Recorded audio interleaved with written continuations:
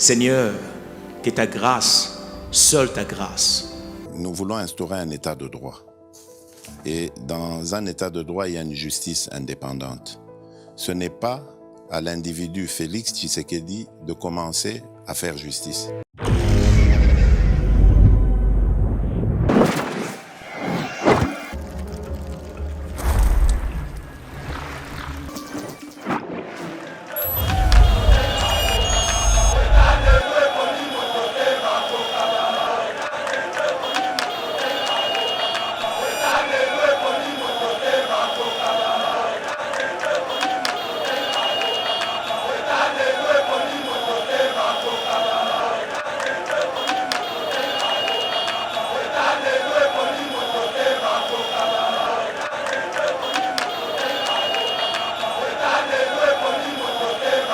Huitième de finale. Huitième de finale. Nandengeni. Bakale baba huitième de finale. Huitième de finale Celui nandengeni. qui battre to moni car.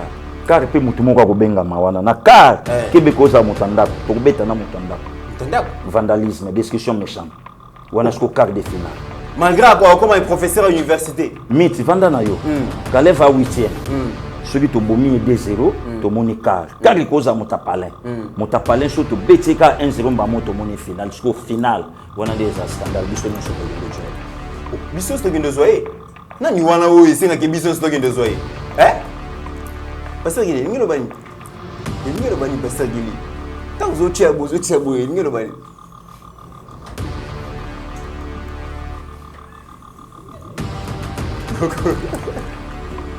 Non comprenez Pasteur Gili.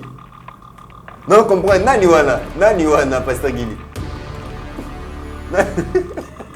yango monaki miti lobi na laki kolemba mingi donc alaki na chaîne chaîne wana titre nango laki nzambe andirsi motema ya Caleb Mutombo ndenge andirsi saka ya Pharaon comme ça mabe ya po bonsambe na yo monana siko ngasko na linganga match soki komi boy et sika sko justice akolakisa ke tozalaka na mot à dire te na période na yo Caleb tozalaka na mot à dire te okanga Frank Diongo yo moko sa o associé biso justice to kanga ye okanga Jekoko yo moko sa o biso boy na boy ngasko na sala ki prière akende te sko Mitterrand azana ye mutali bosote film déjà tout sto moni babenga vie na nga Vital Kamerhe lundi le 6 avril batu tout balobi bino bosaka na VK directeur à cabinet so bo moni e kuna bakisanga musaki VK lobi pe kaka liloboy na joie invitation te d'ailleurs convocation botika on adresse na zalaka te moto 2 jours après VK Québec Kolobeko Lokaraka yewana o lelo santé entre la vie et la mort de Boumé comme confirma ndenge moko pe na Caleb Mutombo et l'autre que ça la FCC sursaut d'orgueil si lelo malgré ba pour la même bande magate na lobby na yo sursaut d'orgueil azo défendre thèse lelo c'est là que ma photo thèse et pour azo comme un professeur d'université de sciences politiques administratives thèse et pour là mutalakisa biso so mtafingi mama na yo pe finga ye thèse et pour là malamu kuna so ngata ya nanga docteur petit ko beta suba arme non conventionnelle te ya zo ko tsanga bongo na moto bongo mutafingi mama no yo person sa mama na ye prof mi professeur université na lobby na yo tozana dossier ya kitoko ya Caleb biso justice aya à répondre ndenge nga na yebeli ndenge na lalaki na lotaki après jeune na nga na prière ndenge nzamba taliseni nga révélation mythe soka keye sili soka keka ba yoka ye ba oyebisa ye merci oyaki na des pantalons omoni mosusu atonaka madame Seigneur, que ta grâce, seule ta grâce. Nous voulons instaurer un état de droit. Et dans un état de droit, il y a une justice indépendante. Ce n'est pas à l'individu Félix Tshisekedi de commencer à faire justice. Bienvenue sur Yeba TV, mesdames et messieurs, et merci de la confiance au Bozaliko Pesabiso à travers chaîne Abino Bolingaka Yeba TV, Naebi Kebozali, Belé la République démocratique du Congo à travers nos provinces, mais aussi en dehors de nos frontières.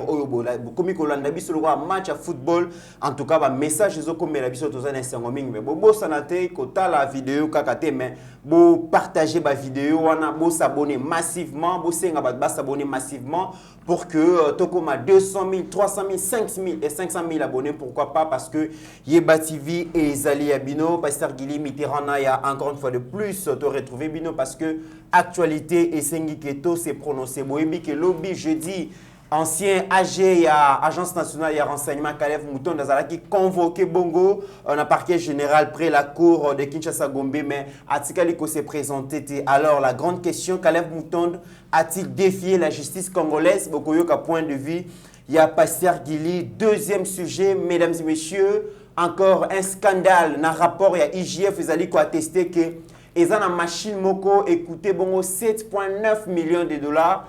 Sous direction, il y a ancien Premier ministre Matata Mpogno, ba commanda machine wana, donc trésor public et Bimisa Mbongo wana, kasi machine wana etikala jamais qu'on a la livrer et ba enquêteur temps mais qui kokota na contact na société wana, société est kamwe parce que batikala jamais qu'on a commande, il y a Matata Mpogno te na yebi que Pasteur Guili lelo a s'est prononcé. Troisième sujet, Tokolobela beaucoup plus, Likamouya, remise et reprise, Oyo, calamité d'ici mois de mars et Kosalema entre le gouvernement sortant, il y a Ilou et Lukambana, le gouvernement entrant. Mais Toyebi qui est ministre belé, ceux qui va nommer ministre, parmi les attributs du pouvoir, Bapé Sarabaron Banda, Kuba véhicule, Nabilo Moussousou, ceux qui pouvoir ici bazong isaka yango te bandako ya l'état mituka ya l'état même meuble ya bureau bazong isaka te Pasteur Gilipe azana un mot ya ko placer wana par rapport à makambo wana. Voilà autant de sujets oyo tokolobela. Et un autre sujet celui aux 8 ans bien sûr, tu sais qu'il dit le président de la République tient coûte que coûte à dépouiller Kabila de tout le militaire commis à sa garde. D'après statut régissant les anciens chefs d'État, et c'est qui base à la protéger dans les policiers et non dans la garde républicaine. Est-ce que le moment est venu? Bokoyoka. Encore une fois de plus, merci beaucoup. Nastaf Moumba, Yayeba TV, Kobana DG Chatrak Lolo, Kobana mon confrère Trésor Kandolo, Kobanda Bongo na OKIP na ingénieur Eric Moubiala, pourquoi pas. Un grand merci à notre réalisateur Steve Kondé, Nasuite Mobimba Rabi Mokoko, Meshako Choudi, ainsi que Mike Nabosanité, notre consoeur Abigail, mais aussi Beni Okeke. Leader Guili Mokola, bonjour. Bonjour, Ndeko Mitterrand, il y a bon début de week-end. Bonjour aussi, na Bandeko Nyonso, Bazolanda Biso partout dans le monde. Na évité ère à laquelle aux autres émissions, ils à la bonjour, ils à la bonsoir. Oui. C'est pas un problème. C'est important, ça que non. Tous à la connecter na Yeba TV. Yeba TV. Aujourd'hui, c'est le Congo. Donc, à défendre le Congo, na ba véracité na Nyonso. Vraiment des comités. Merci aussi. Na Moussala Oindimami partout dans le monde. L'invitation est tombée, ba projet Zali, ba programme Yali, Ndeko Nyonso azana besoin na biso, à côté na biso à contact. S'il faut tout ça la mission en live ici ka Bandeko Bayali, to koma na biso selon ba moyen o ya kotia, puisque on ne change jamais l'équipe qui gagne. Lelo Moutakobo ya Yeba TV azate émission ce que bandozo sentiment que non mama kangina no recho ba vandi mana papa na salon batala bana ona balobini ni makamne zo le kana Congo. Très bien. Non seulement par rapport ka ya kotala ba yebi ke solo nde ezobi masko ne sika oyo. Donc lelo Yeba TV merci et yango pete mte usala biso lelo mapeka. Kutu d'ailleurs et je me biso encore na musala.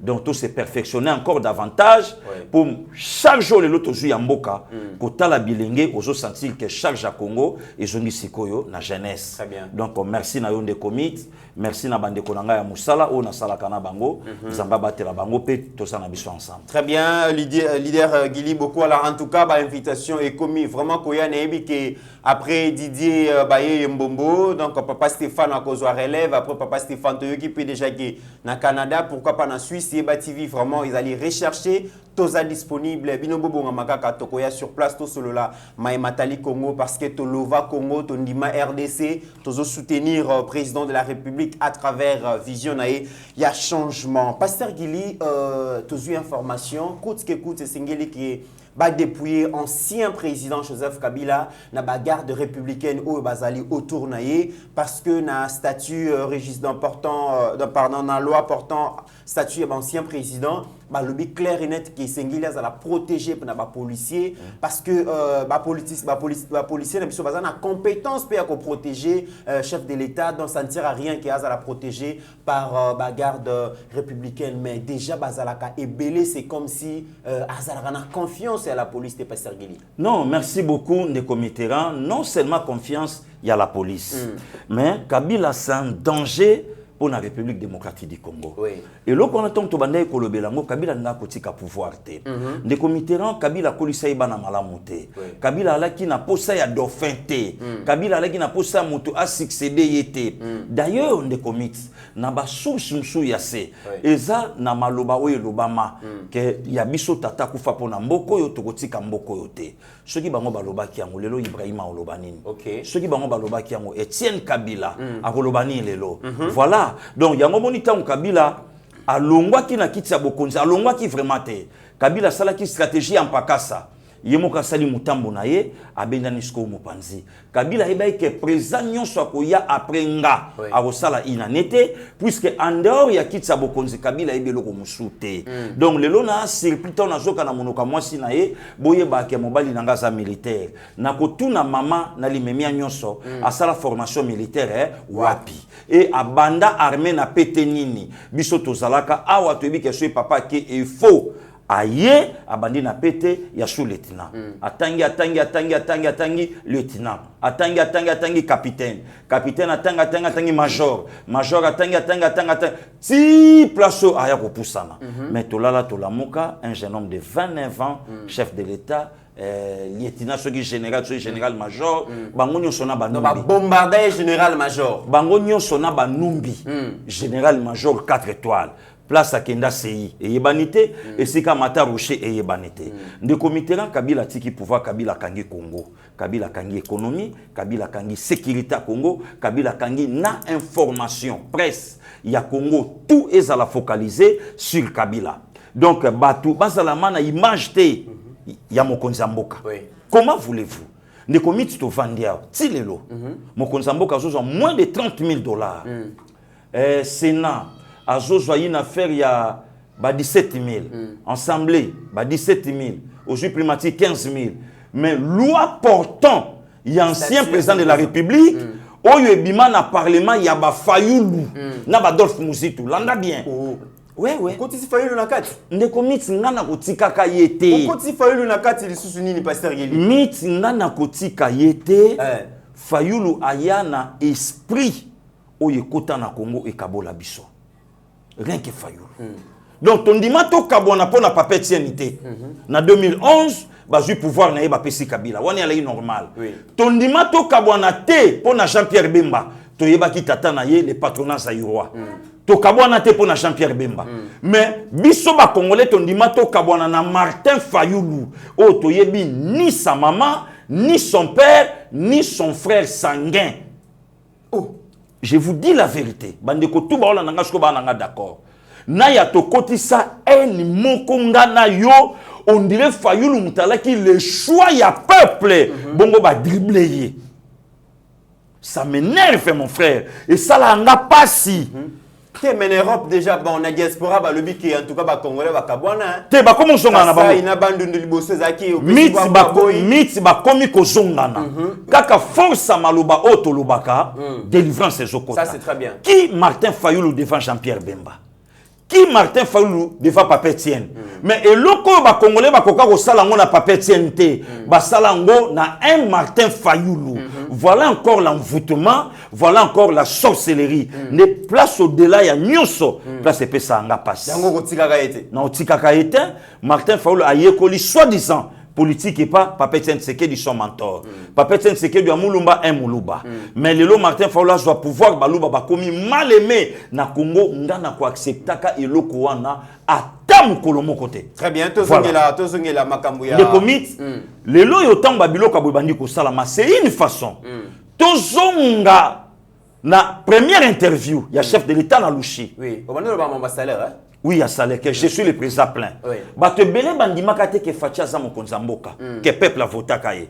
Bato belé bandima kate ke accord ezate na Kabila. Bato basala babiloko na bango moko. Kabila abiyo salawana na 2023 nga. Kabila abiyo salawana armée ko simbate. Kabila abiyo salawana la police ko simbate. Kabila abiyo salawana économie ya famille nanga yo ko simbate. Mais non, il fallait pas que non Kabila kende. Il fallait salawana. Oh fatia yebaki.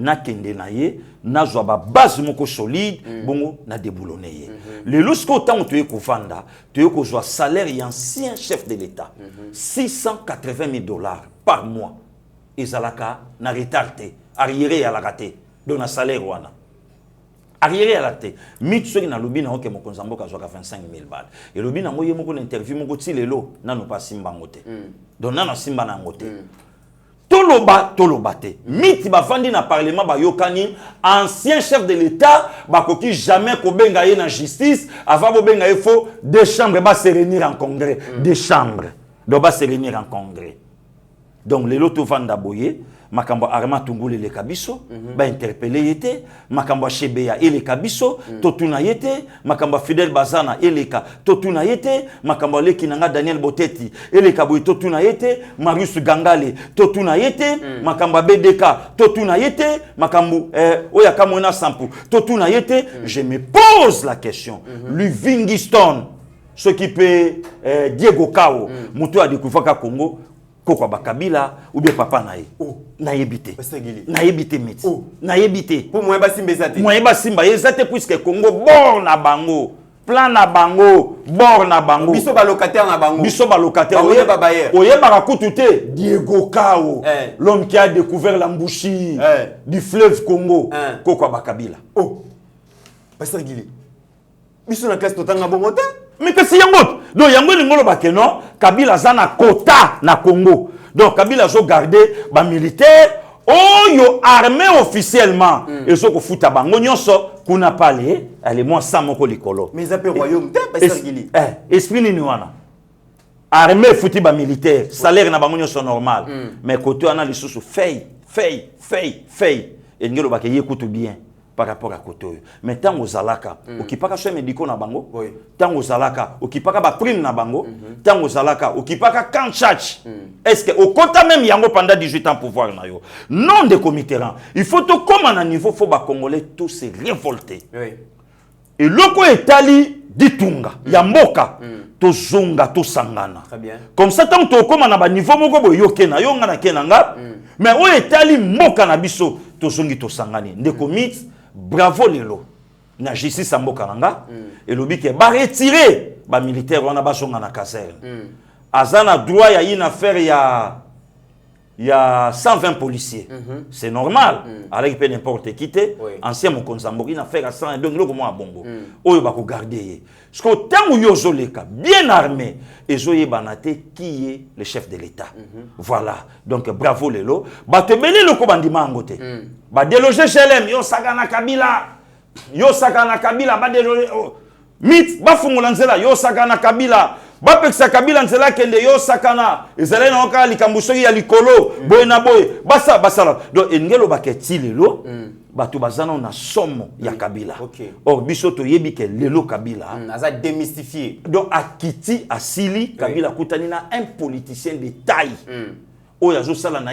politique santo lobana santo saleloko santo kendeboy ngana osa musala yo fo zonga lokwa bato nyonso de komitera Dieu merci le loyo parlement est changé mouvement loi 21 et ko kota maintenant en vigueur loi 21 et ko sala ke ba interpeller un certain Pascal Mukuna évêque afunda kayo awa ozoye ba likambo donc c'est comme ça et ko interpeller directement Félix Antoine Tshisekedi Chilombo que na pouvoir bayaka ozwa basi ya batute na pouvoir babotisaka ba minerte na pouvoir babomaka mutu te na masasi na pouvoir pour ceux qui ont tiki pouvoir il y a encore une vie oh lelo okova na l'aise lelo en Afrique mit tote yami il y a un ancien président ya Zambie a auto fêté 100 ans Kenneth Kaunda a auto fêté 100 ans lelo a commis légende na Zambie. Donc, ceux qui présentent Swake, à part Bao Bakufa Misato Balakisio, Okobima Zambite, Sokomoni Kenneth Kaundate. Zamba PC la longévité. Ça, c'est très bien. Mais génération, il y a Kenneth Kaunda. Le lo Moutazal Souté, Senghor Bakenda, ou fait Ibonia Côte d'Ivoire Bakenda, Maréchal Mobutu Akenda, Ozuba Idi Amin Dada Bakenda, Ozuba Neto Yangola Bakenda, Ozuba Madiba Bakenda. Donc, Bakei Bango Nyonso. Mais Zamba pesa emote mawana. À combien plus forte raison? Un gars, le lot, il y a 50 ans, dans le mois de juin, mais à Saliba dégâts, il y a Kimboula naye. À Kangi, même dans la République. Batu Nyonso Yamaye le monde à Kabalobaka. Il faut pas respecter Bisso. akangi même na république ba intelo ya mboka bakima lelo na Afrique du Sud ba intelo ya mboka bakima lelo États-Unis ba intelo ya mboka bakima lelo Europe bazolo belaka na ba audio na ba video na musika bakwebe kimpele wana nyonso wana ba ventilier oui bakwebe kimpele na lobi bakwebe kimpele ba ventilier oui bakwebe kimpele ni lisusu na lobi kwebe kimpele se permet makambo aloba na kabila te aloba ngo na fachi akuta na ngana nzela na ye kwebe kimpele akuta na nzela na ye evanda te o petit fo banga mikolo awa toza na terrain ya football soko lekinga na 5 ans ko ya ko beta na ngai te po ko zo tackle jamais tant ko zo tackle le beau petit awo tackle ngai ba ko petit na ngai awa makamba petit ezate awa toza na monde un certain ko bekimpele azozo courage ya ko manquer chef de l'état mais akoka ko loba yango e pa kabila très bien pardon de comité joie évangéliste moko ya mboka nanga azo sa l'émission ya koloba ke biso tokenda classe et le lomboka ezwa mutu moko boye oto yebi niveau na été mais pourquoi koka koloba babilo ko pas kabila te OK mais fala son appelle le bilango voilà akoka koloba ngo pas kabila te wana eza nango likambo te te nde comité ça passer gili abanga basala nzambe te wana alongwe na contexte ya basala nzambe oui ya basala nzambe to kutani na yesiko na monde politique il faut ce que to lobana ça c'est un pour parachuter de comité ya koyebisa yo bravo lelo pona koyebisa bato oyo bamona ki kabila grave fachi ayebaki ke na négocier na yete pona vanda na kicho na vande pe aza eloko te lelo na république donc tokokende na yete ko comme simple citoyen non seulement simple citoyen mokolo pe justice e ko benga ye akende pe lokola bato nyonso. Très bien pasteur Gili olobi makambo vous a très important bato mingi bazolo baki Kabila soit circuler librement dans la République démocratique du Congo, c'est parce que le président Félix Azali ko protéger, le président Félix Mutazali ko aménager tout ça. Mais na lingi to la kisabatuki yeba TV to bomba ka archive. Oui. Radio et télévision. Oui. Konde la kisabison en vidéo oyo quelques heures avant proclamation ba résultat. Il y a ba résultat. Tant batunaka Martin Fayulu par rapport à l'avenir et à président Félix, alors baka ni bino mo bolanda. OK. Que deviendra monsieur Kabila? Monsieur Kabila est citoyen congolais. Il a sa place ici au Congo. Il fera ce qu'il voudra. Et du reste, la constitution est claire. Il est sénateur à vie. Et maintenant, l'Assemblée nationale vient d'adopter comment dire, une loi sur les statuts des anciens présidents. Je crois que il sera là. Et les maîtres mots chez nous, s'il n'y a pas de revanche. Si quelqu'un croit qu'il a fait du mal à Fayoulou ou à l'entourage de l'Amouka, un membre de l'Amouka, il faut savoir que nous avons pardonné. Parce que nous sommes des chrétiens. Et les deux premières valeurs des chrétiens, c'est un, l'amour, deux, le pardon. Donc que les gens comprennent que nous avons pardonné et il n'y aura pas de revanche. Vous n'utiliserez pas son expérience? Mais nous sommes dans la démocratie. J'ai un programme. Et le programme qui est là, c'est un programme que nous avons concocté au niveau de l'AMOCA.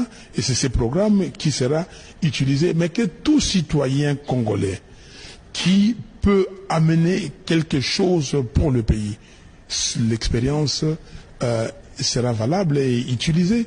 Tout citoyen congolais de bonne foi qui a des compétences recherchées. Et ces compétences-là, nous les utilisons. Mais il ne faut pas stigmatiser, singulariser et faire des exceptions. Non, il sera un état de droit, un état où tout le monde doit travailler en fonction des lois de la République. Pasteur Gili, mutu balobi ke fala kanga Kabila au lendemain ya publication boyo yomoko yoki makambo alobi. Mythe Citoyen libre. Il doit vivre dans son pays. Naya nazo yebisa yo Martin Fayulu c'est un ventilier ya kosakana te. Yango moni même na Sonia Rolé heureusement azana mutu na bisote. Azaka mutu nzamba kela esali na biso loko moko te. Poso na bisote. Azana yeka mutu nzamba kela. Donc réponse apesi yango par rapport na ye moko. Soki ezala ki biso Congo ngako yoka soni. Non, il faut faire. Oui, comment il yoka soni. Comment tata mukolo bongo tata né en 1956, les lois aux agents na 65 ans, bazo sakana na yo na ba question, ozo ko répondre te président Eli. Aloba makambwana na 18h. toujours c'est la résultat bima minuit 1h du matin batuna ye sort il y a Joseph Kabila des réponses. C'est un citoyen congolais à cause à l'aise à cause sécurité. Donc c'est un accompagnateur il y a Joseph Kabila depuis la nuit du temps. Martin Fayulu a violé la constitution na Tongo. Une fois élu président de la République, n'a organisé l'élection dans 2 ans. Martin Fayulu. Ne mutoyo batu balanda. Azala pouvoir te mais à promettre déjà violer yango. Na lobi na yo violana c'est un caméléon. Akolo bano likambu na Tongo mususu na 15h lobi mususu na poko lobi mususu. Azala na cohérence te. Na lobi un politicien incohérent, aventurier. Aventurier ozomona yango moni mitinga na yebisaka bato yo bamelaka wana bu basket wana au moins whisky ndenge na monaka moi glaçon pe salaka na kati il paraîtrait ponga na yeba yango te il embisaka mo batene on na mela ngota ngozo conseil no pesana o pesana ni conseil yo moni mutasali point de presse na modérateur ayeba ni formeté drapeau ekoyi nango donc na drapeau la kisi ke na yebi yote oh pesa gili drapeau kongo bi yebi yango ekoyi mit na combat bando yebisa biso tout geste compte et loko monsieur ko loba maboye tango sali yango bo délivrance na yobi mine loko wana na combat papa Joseph Olangi andolo bana biso bongo tout geste compte tala soit disant présent il y a zolo ba mettre drapeau ekoyi na drapeau eboyi et yebi yete na point de presse soit sali lobi na je so vérité siko mit image yo bimise batu mingi pe ba yebi na bango ango mais ba kotsaka motema mabe siko na bakisa yo mit ba opposant bakutani bango nyonso awa na triomphal batelemi bango 7 Muzitu lelo akomi adversaire d'état ya Fachi Muzitu aloba bino nyonso boyebi candidat commun na biso c'est Félix Antoine Tshisekedi Tshilombo biso nyonso na triomphal tobeti mabo na kata triomphal wana toyoka ba congolais bazoyebisa mutu moko ko trahir biso te donc ye politicien na batu tout bayebi que c'est un traître nani wana pasteur Gili ba yebisa mutu moko ngo nani yebati velingaka tango zolo bozo tanga komo tozoyeba ke mutu wana yo wana parce que esengeli mutu mutazo charge na ya histoire nani wana pasteur Gili toyoki te ko trahir biso te wana mutu yo monya lobia mwana mbote tala mukila alobaka na ete mwana mbote aleki kaka pesi batu kutu bayebi na ba kombo na ete bayebi ete oh type moka tuninga pembeni habiti poana gumbi mancha ya chemise à pembe wana ouais oh yali cha pembe wana wana fait que Dieu a ça théâtre ngabité wana fait que dit oh pasteur Gili atunanga abi oh wana fait que dit ngabité fait que dit wana Martin Fayulu azalaka na nyamo ngabi bwazalaki ne commerçant mais alanda ka Fachi de pele la teme bien heureusement que tu ya koza jamais candidat avec acteur politique te malele wana ngasko na ouais mdobete ngana yebisa type wana heureusement talanda Fachi type wana bien ouais pour ceux qui est vraiment moins été pour toyebi kutu yete le côté tolala muka candidat commun de l'opposition tolala muka aux vérités des urnes non tolala muka les célèbres candidats Martin Fayulu mais yoka makambo aloba Kabila a circuler librement oh ye mutaloba ke non lelo Fachi mutu azobatela Kabila donc ce Kabila za na Congo c'est Félix mais yoka makambo Fayulu aloba OK voilà très bien pasteur Gili Kalev Mutondo ancien administrateur général il y a Aner azaki convoqué lobby après na parquet général après la cour l'appel Kinshasa Gombe mais à se présenter à lobby que en tout cas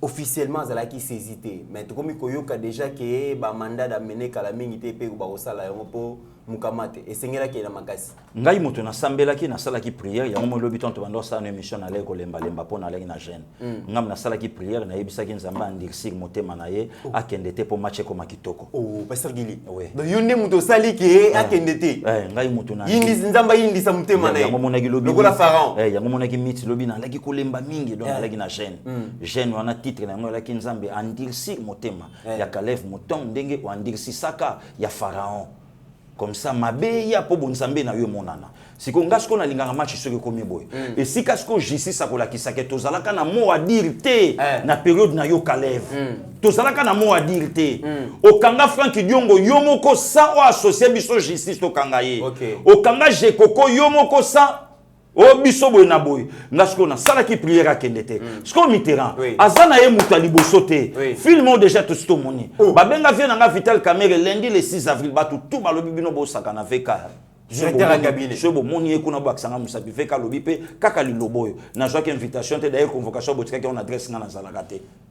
Moto 2 jours après VK Québec Kolo Karaka yewana o lelo santé entre la vie et la mort le boumé comme kovimba ndenge moko pe na Kalev Mutonga et lo kezo sala FCC sursaut d'orgueil si lelo malgré ba pour la même bandi magate na lobby na yo sursaut d'orgueil lelo soko tuni maître Tunda mutatanga su kombo na yezate lelo soko tuni Shadari akotele misasu bato na siège te on ne va pas nous intimider akolo bango su Pasteur Gili ouais ozolo ali comme Shadari lelo azo adevazo défendre Steve Konde Ausani Pasteur Gili tout la Shadari là qui sa photo wana oyo Shadari azo défendre thèse lelo Steve Konde là qui sa photo thèse pour azo comme un professeur d'université de sciences politiques administratives thèse pour là oh Pasteur Gili mutalakisa biso so mutafingi mama na yo pe finga ye thèse pour là malamu kuna so ngata ya na nga docteur petit ko beta suba arme non conventionnelle te ya zo ko tsanga bongo na moto bongo mutafingi mama no yo pe so nsa mama na ye prof mi professeur université na lobby na yo tozana dossier ya kitoko ya Kalev biso justice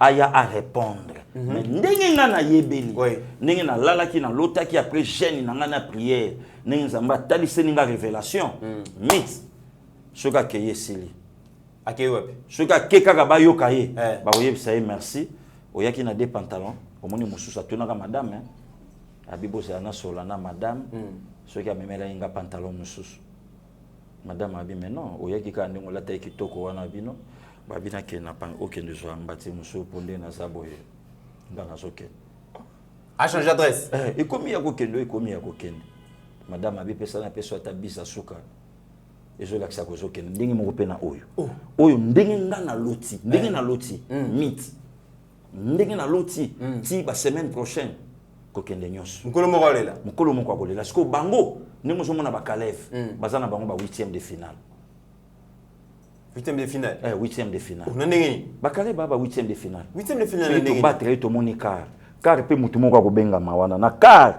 kebe koza mutandako to kubeta na mutandako vandalisme discussion méchant wana siko quart de finale malgré quoi comme un professeur à l'université mythe vanda na yo Kalev a 8e soki to bomi 2-0 to moni car koza mutapalin so to betika 1-0 ba moto moni final siko final wana des scandale biso nyonso to gende joye biso to gende joye nani wana o esenga ke biso to gende joye Pasteur Gili ngelo bani Pasteur Gili tant zo tia bozo ngelo bani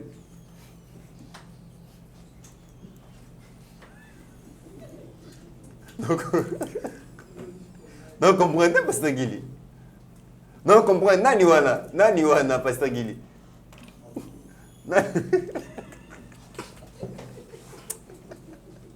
Pasteur Gili comme lui mix na lingi ba problème te nazo tuna na ibaka peut-être na si nazo ko comprendre te okolo bako okoki atako imiter nenga lo bakate na ko comprendre ponga na yeba mingi batu ba voir na bataille na ko yeba te je vous exhorte je vais faire la résistance je vous exhorte yona nde biso to kindo zoe je vais faire la résistance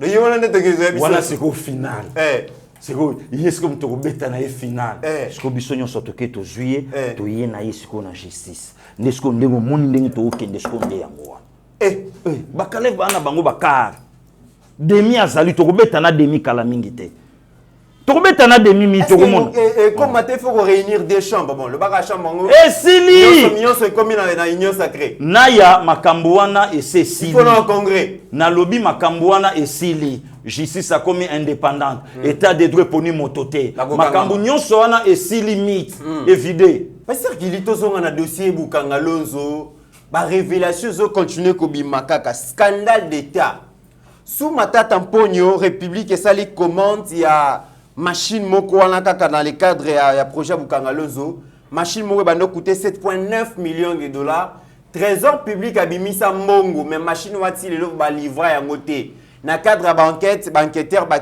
contacter société wana société kamwe balobi to tikala jamais ko zo commande ya machine wana même bon c'est bima Pasteur Gili voilà ndenge régime à 18 ans banda ko travailler yango wana ko escroquer nation mit na lobby na yo bango basala ka makelemba ya ba millions comme sport national basala ka makelemba ya ba millions compétition donc net samedi lobby mit mtagolia toche 1 million biso 15 millions mitale 15 millions basala ka makelemba mbongo ya rétro commission oyo kaka ona ibandaka ba problème 15 millions ezalaki la ibandaka chako ya bandakala ya ki partage na bango basala ngo 8 personnes o bakabolaka 15 millions 8 personnes bakaboli wana la kaka ya crédit.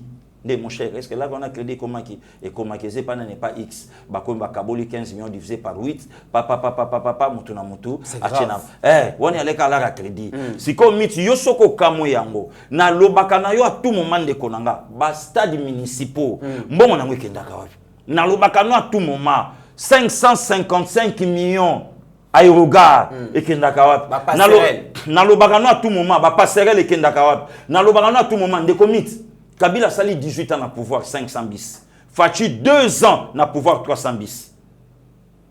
Et puis ultra moderne par rapport à Luboso. 4 caméras na katabis. 4 caméras na katabis.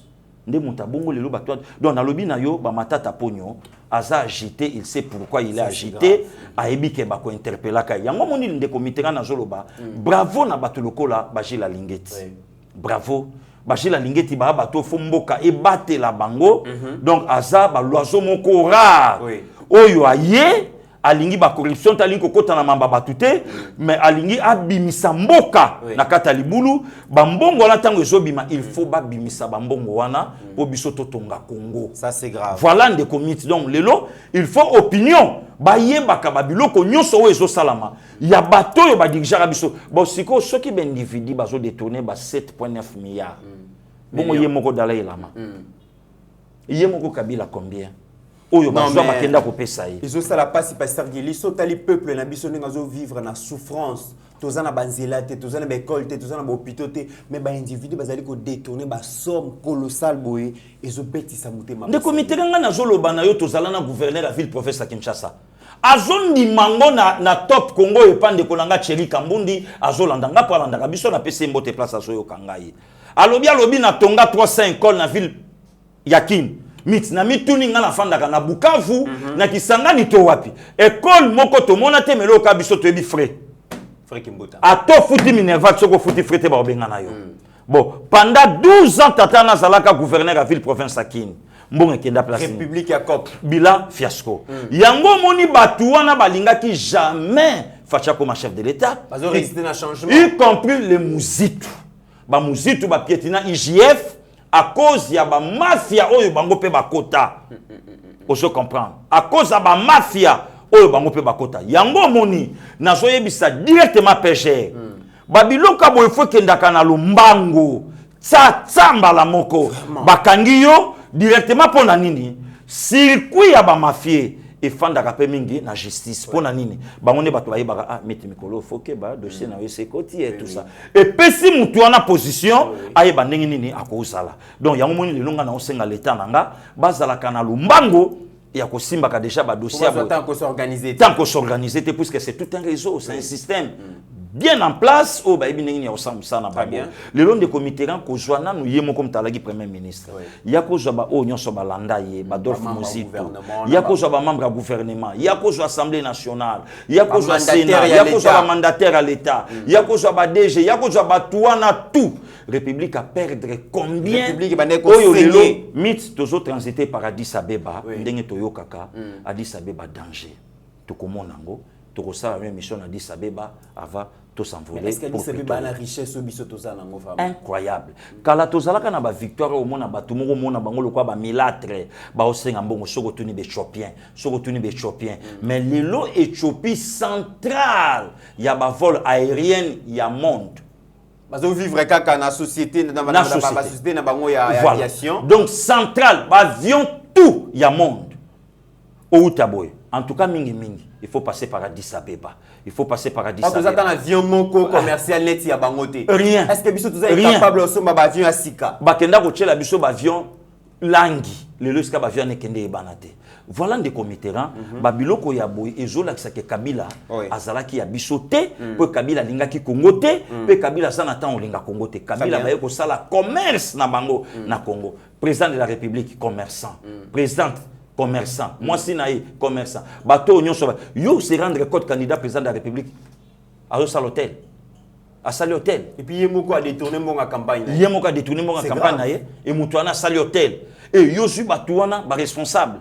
Et aujourd'hui, tous la première dame, Oyo Nesika qui est de Dubaï a sala 1 million de conteneurs, accueilli Dubaï, pour solo là, n'a investisseur, à ce qui concerne la fondation Maman Denise, comment bakoyi kosunga fondation, batubabi bota la première dame, yewana ndenga zolia damage à 15 000. Et puis le bio non fondation on a financé l'activité na mbongo ya l'état, batu mususu batanga ka ba loi portant organisation fonctionnement ya ba fondation té, aya mbongo ya l'état Maman Denise, est-ce que bango ba yebit ba contribuable ba financer? Est-ce que aya pena mobali na ye chemin? Asala ba appel de fonds batu baya.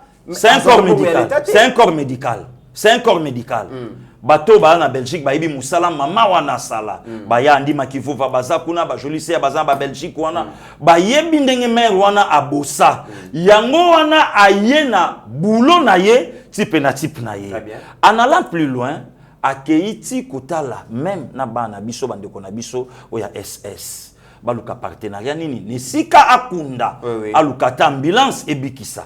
Voilà bateau les lobbies sont en besoin. Donc on sentir une dame de fer auprès de son mari avant de commettre nzamba na raison hein. Que celui qui trouve une femme trouve le bonheur. Et ngelo ba ke moi si nyon soit la moi cité.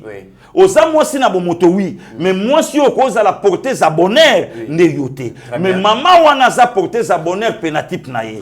Donc mobala osana mboka ye pa osana mboka. Donc azoluka ba fondation kota la bana oyo ba ke kotanga oyo ba ke ko sala comment fondation à s'occuper na bango libanda mais tozala ki wa mutazo we la commerce donc ezola ki se sika mutauti azu monopole ya ba surgeler nyonso mbongo okokende na yango wapi c'est pas l'argent qui fait le bonheur mais bolamu oyo Maman Denise azo sala tabita se kwa nango mukolo ya suka ya vie na ye lelo na lobité nzamba kotala misala na ye non seulement na ye même ibano ya ye bakobika te po tata na bango saka mukonza mboka mais bakobika na bolamu tata na bango salaki na ngona motema na o maman na bango salaki. Voilà des comités. Très bien pasteur Gili. En tout cas Maman Denise a joué par na partition parce que toyebi que na République démocratique du Congo likambo ya développement likambo ya bien-être sengeli mutu na mutu a joué partition na ye Maman Denise à travers fondation na ye azali ko bunda pour résoudre tant soit peu les problèmes ya ba congolais na niveau na ye. Voilà une dame obiso un sorte ko soutenir surtout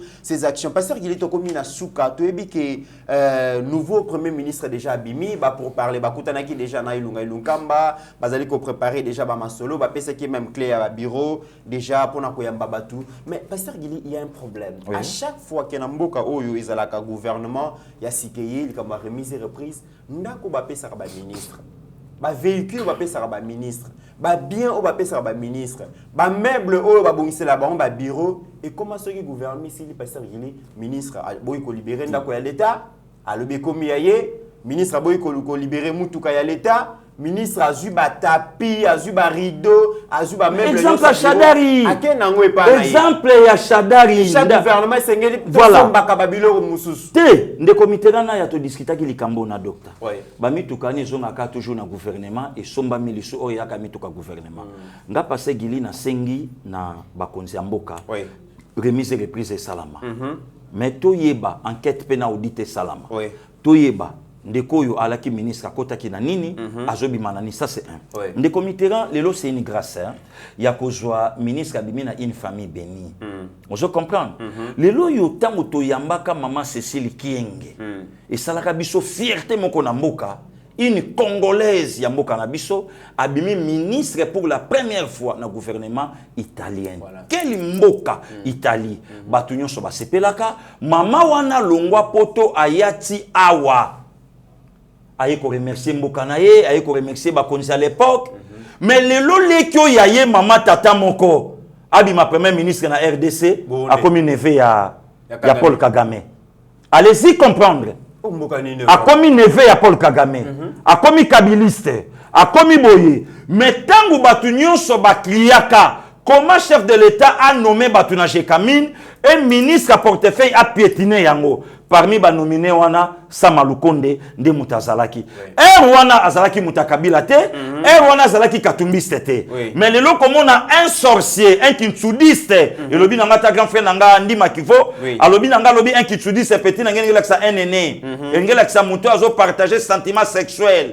Na mutamakila na ye un sorcier tout fait. Ozo comme tala, kokende luka via nanga ite. Kokende luka grand frère nanga ite. Donc on senti qu'il y a un sorcier na taille o yemo kwa sanango et zo laksake motema mabe.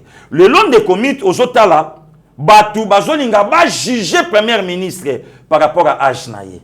Réponse le vieux Mabimulumba le professeur oh il pas joie primatique na moins de 43 ans même. Na moins de 43 ans. Alors bien le non, c'est pas l'âge de l'homme. Mais la capacité où il y a ça, il y a ça makambu. T'as la famille Moutabimi. Sa sœur, a déjà ministre dans le gouvernement italien. Le lot son frère Abimi, bah congolais Babimi si photo babi kabiliste. Mais tant que ministre a portefeuille à Kabila a pétiné qui ordonnance, ou on a fâché à Zala qui zéro l'autre côté. Ou le président Nini a nommé Moutubongo Sko Kabila Zoboya, Boyna Boye, Boyna Boye. Ou on est Zala qui bien. Ou on a même consultation salamité que ono Katumbi à sa rapprochement à Mokonsi. Ou on est salamité. Mais bah nommé choix ya Katumbi na Kabila azakoba yango moni batuloko bepenge batuloko la bepenge heureusement ka Congo soka alaki na bamboka lokola ba Brazzaville bangola nde pengi babaka ina kwa lokwa Jésus un faxer, un menteur, un sorcier. Babakaye ne kulusu. Na lobino na elongi na ye, na maloba na ye, ezobi misaka ka fausseté na fausseté. Le lozomo na mutana lobi un premier ministre Baba Ndambu Kabila, Ndambu Katumbi. Donc vérité zo sala ye pasi. Mwana mukie metala forme penge. Très bien. Bazwa ya nanga donc abeya, oya majili ba telemisa, bazwa epenga obima vie na ye. Epenge na lobino epenge na petit. Nalobi no petit. Mit. Bazwa epenge bazwa vie nanga donc abia petit. Bazwa Niko Mayengele bazwa vie nanga Jean-Michel Okyo batele misana pamba. Bazwa mutu nanga achuda bazwa Niko il y a pas photo il y a pas match. Pona nini achuda moté en malamu. Oya Olga Yende. Ozomo na moté mezo bimisa nelongi tout sourire. Donc azane tranquille. Donc le lozomo na bato basali message ya lokuta. Donc yango moni do docteur Sanga bi petit. Expression nyonso bondi mangote oh non le côté yaka na sincère vérité yaka malé malembe mais aussi longtemps vérité zo kita malé malembe tina se bateau tout balai na se déjà basi mandimi mensonge pour akitaki rapide na sincère donc mikololo le faire aiguise le faire donc mututu akosimba premier ministre okutananga pour la nini nazanga belément moi c'est le Congo très bien mythe moi c'est le Congo donc pour na parachuter na mutuna na yo nazo yebisa audite salama Toyeba yo oyaki na nini. Awa pas de pitié. Ezate ke o IDP. Non, ça c'est le Congo. Walu bachitunga. O géraki comment na ministère na yo. Ba oyo pe bazoya nazo senga pe puisque mon conseil ba senga kaye. Nazo senga pe na premier ministre. Tozana ba valeur musule na mboka na biso. Soka bimi ministre. Ah, mutako déclarer ça kaka kuswa. Na vie numéro 8 représentant légal. Yé maso ba nommé boy d'accord. Na lobby lelo yokobo ya moto lokola grande sœur nanga Marie-Josée Ifoko. Lelo abimi ministre boye. Lelo moto lokola Noël Chani. Babimi se ministre yo boye. Lelo moto lokola David Mukeba. Babimi se ministre yo boye. Lelo moto lokola docteur Ilobos. Oya maman Sandra Bosembo. Abimi ministre yo boye. Donc lelo eza na ba valeur na kata mboka na ngai naya.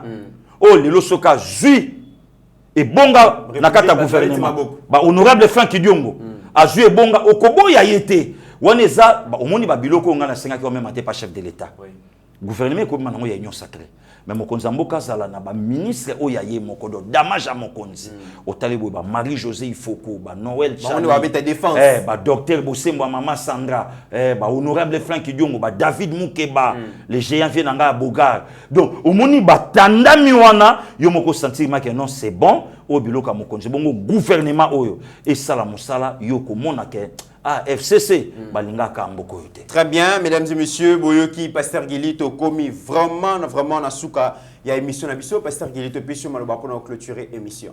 De Komiterana ya merci beaucoup. Nzambe apambola yo. Nzambe apambola bandeko nyonso balandi biso Sogri industriel Papimbala depuis les États-Unis.